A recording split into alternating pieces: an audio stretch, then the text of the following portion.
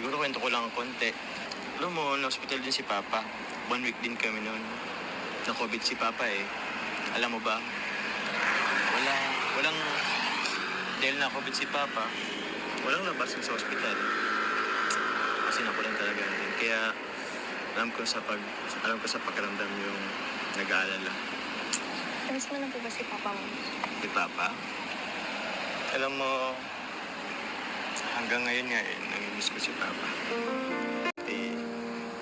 2021, ilang taon na rin nakalipas. Hanggang ngayon, miss na miss ko si Papa.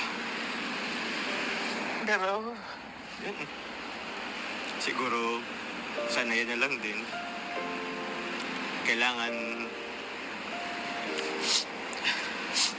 Teka.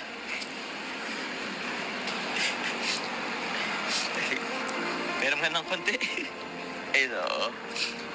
Pag ganyan talaga pag-usapang tatay. Pag-usapang pamilya, pag-usapang tatay. Diyan ako nakalungkot.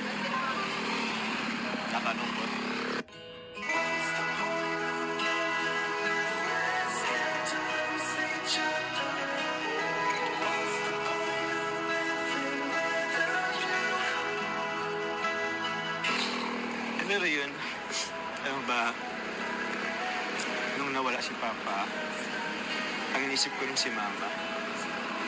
Paano? Kasi alam mo ba, magkadikit sila eh. Magkasangga sila. Alam ko may mga gabing bigla na ako malulungkot. Hindi ko na napapansin na luha na pala yung mata ko. 2021 pa yun, pero parang ang sariwa pa nung nangyari. Ako sinakasama ni Papa sa ospital.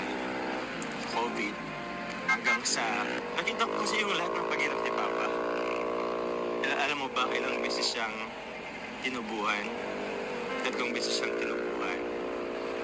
Kaya ang hirap makita yung ganong sitwasyon ni Papa. Pero hanggang yun.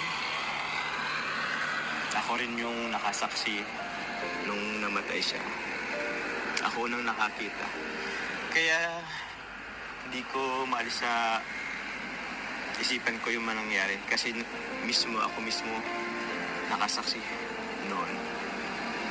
Alam mo ba, yung pagpanaw ni Papa, sakto, first wedding anniversary ng kapatid ko. Kaya, yun, hindi ko makalimutan yung araw na yun.